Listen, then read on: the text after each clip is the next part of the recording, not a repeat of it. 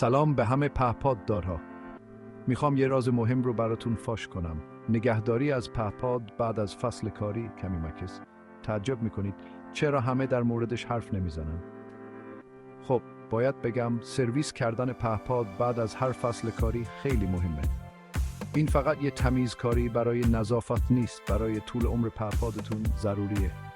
با یه چکاپ اساسی بعد از هر فصل خیالتون راحته که قطعات مهم مثل موتورها، باتری و سیستم‌های الکترونیکی پهپاد بهترین حالت میمونن. این کار ساده میتونه فرسودگی رو به شدت کم کنه و پهپادتون رو قابل اطمینان‌تر و کارآمدتر کنه.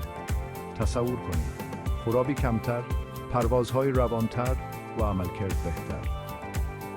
فوق‌العاده سخت نه؟ نگهداری منظم میتونه عمر پهپادتون رو متحول کنه و بهره‌وری رو بالا ببره. تازه با مراقبت از پهپادتون توز هزینه‌های تعمیرات و خدمات سرویس کاری صرفه جاری میکنه. دیگه لازم نیست خرج‌های سنگین برای تعمیرات اساسی یا حتی یه پهپاد جدید بکنید. پهپاد فعلیتون رو مثل ساعت کار میکنه. پس نگهداری بعد از هر فصل کار رو فراموش نکنید. پهپادتون با عمر طولانی‌تر و عملکرد بهتر ازتون تشکر میکنه. پرواز خوبی داشته باشین.